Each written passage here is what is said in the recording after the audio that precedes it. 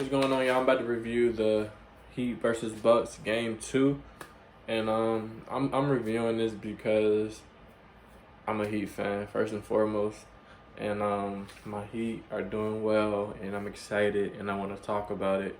So and plus I've done another like basketball review before when Dwayne Wade retired, and I thought that would be my only basketball related video on my channel, but I decided to review this game and just talk about it because it was a controversial game for the most part. All game refs was pretty trash consistently, just trash. And I'm a Heat fan, so the outcome ended in us winning. But even on the last play, how they allowed Jimmy to get the contact, well, how they allowed him to get called a foul on the contact, even though it was contact, it was it's a play that you don't call. There's so many times where, as a matter of fact, basketball is a contact sport. I don't like where they're going in the NBA, where they're trying to act like if you even breathe next to a shooter, he gonna get the foul, like regardless. Like they trying to protect shooters to the utmost. And I get it. I guess it's to like promote more scoring in the league because the league is going towards a more offense dominated game, and the person that outscores the other team typically wins. And you don't see too many grinded out games and where teams really just playing good defense and fighting for the win.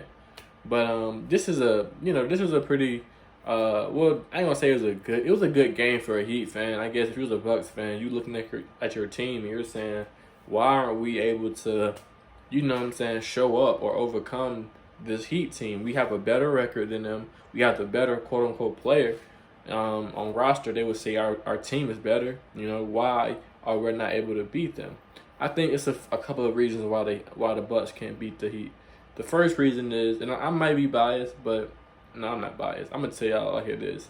The Bucks cannot beat the Heat because, for one, the Bucks don't have a closer. If the Bucks closer is Middleton, and Middleton is not even a top 20 player, he's not even a top 30 player to me, but I'm not that big on Middleton. Middleton is okay. He's a good piece to a team, but he's not somebody that I feel like you can count on to close a game. Okay, so Middleton as a player, I think that like I was saying, he's a great piece to a team, but I don't think Middleton is like in my opinion, he's not supposed to be our second best player, in my opinion. He could be a third best player. He can be a nice piece, but I just think the Bucks need like a dominant point guard that can score. And I think that's what they tried to do when they got Eric Bledsoe, but Eric Bledsoe, in my opinion, he still ain't that good of a player. You need somebody like similar to how you need a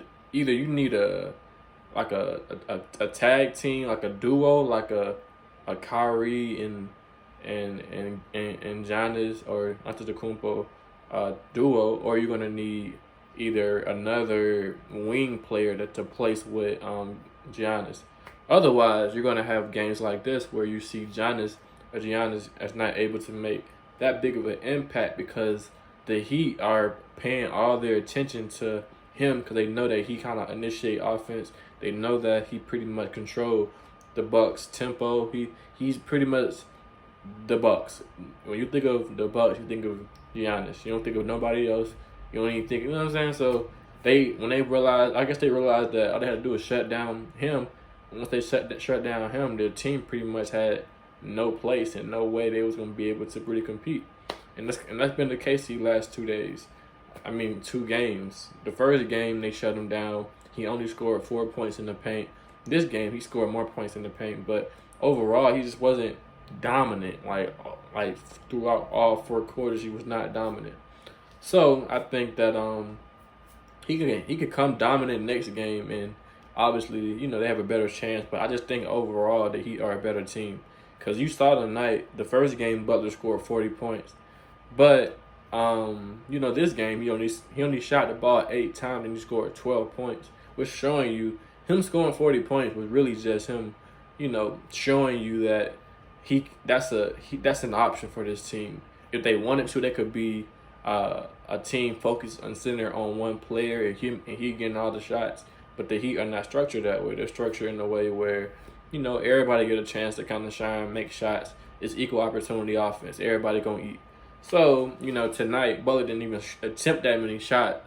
Speaking of Butler, he did a lot of dumb stuff towards the end of the game, but it resulted in a win, so you can't really talk too much about it. But had that been an L, Butler would have took the biggest L of all time because, for one, why would you throw the ball to the other goal? Just call timeout. You know what I'm saying? That's what you do in that situation. But it's really hard to say. It's hard to call because in pressure in game situations, it's hard to like say you should have just called timeout. You could have just did this, but it's easier said than done. But I'm gonna pretty much conclude with saying that I look forward to the next two games. I feel like that he can pretty much win the next two games, even if they lose a game like game 3, they're gonna win the next two games. Or they're gonna however it goes, they're gonna win in 6 or 5 or 6 games. I don't see it going 7. I don't see them coming back and winning.